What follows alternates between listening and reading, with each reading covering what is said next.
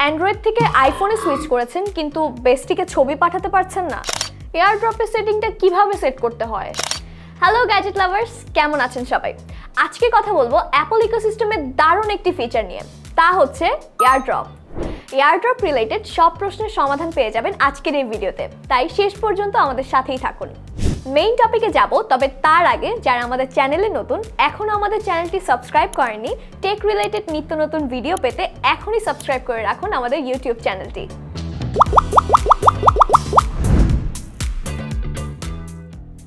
Airdrop কি? Airdrop মূলত supported Apple ডিভাইসের একটি থেকে অন্যটিতে ফটোজ, ভিডিওস, ডকুমেন্ট বা যে কোনো কিছু শেয়ার করার একটি মাধ্যম। এখন আমরা জানব কিভাবে এটি ইউজ করা হয়।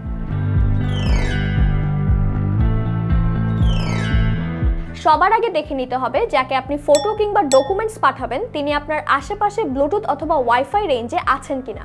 রিসিভার এবং সেন্ডার দুজনেই ওয়াইফাই অ্যান্ড ব্লুটুথ অন করে নিন। আপনি যাকে সেন্ড করবেন তার এয়ারড্রপটি কন্ট্যাক্টস থেকে রিসিভ করার জন্য সেট করতে হবে। কন্ট্যাক্টসে থাকার পর এয়ারড্রপ কাজ করার জন্য আপনার অ্যাপল আইডি, ইমেল অ্যাড্রেস অথবা মোবাইল নাম্বার ওই কন্ট্যাক্ট কার্ডে থাকতে হবে।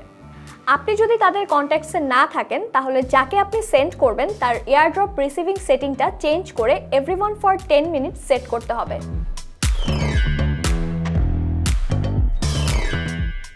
Open an app and then tap share or the share button. আপনি যদি কোনো পিকচার শেয়ার করতে চান তাহলে লেফট অর রাইট সোয়াইপ করে আপনি মাল্টিপল ফটো সিলেক্ট করে নিতে পারবেন। Tap the AirDrop button.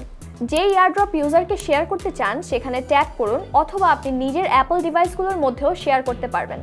Airdrop বাটনের পাশে যদি রেড নাম্বারড ব্যাচ শো করে তাহলে বুঝে নিতে হবে আপনার আশেপাশে মাল্টিপল ডিভাইস আছে যাদের সাথে আপনি শেয়ার করতে পারবেন। Tap the AirDrop button, then tap the user you want to share with.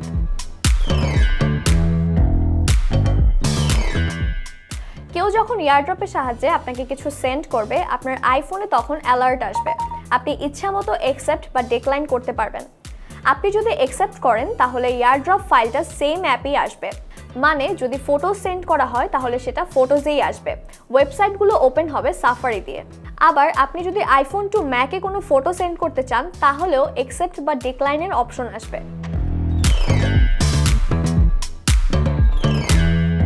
কে কে আপনার ডিভাইসটিকে দেখতে পারবে এবং কে কে এয়ারড্রপে কন্টেন্ট সেন্ড করতে পারবে তা আপনি নিজেই চুজ করে নিতে পারবেন। Go to settings, then tap general. Tap AirDrop, then choose an option. আপনি কন্ট্রোল সেন্টার থেকেও এয়ারড্রপ অপশন সেট করতে পারবেন।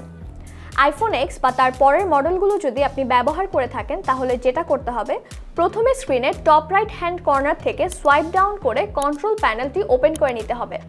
টপ লেফট হ্যান্ড কর্নারের নেটওয়ার্ক সেটিং কার্ডটি টাচ করে কিছুক্ষণ হোল্ড করে রাখতে হবে। তারপর এয়ারড্রপ বাটনে টাচ করে কিছুক্ষণ হোল্ড করে রাখলে অপশনস আসবে এবং আপনি আপনার ইচ্ছে মতো সিলেক্ট করে নিতে পারবেন। সো আই হোপ এতদিন এয়ারড্রপ নিয়ে যাদের মনে অনেক প্রশ্ন ছিল তা এখন মোটামুটি ক্লিয়ার। তবুও এয়ারড্রপ রিলেটেড আরও প্রশ্ন থাকলে অবশ্যই আমাদেরকে কমেন্ট বক্সে জানাতে ভুলবেন না।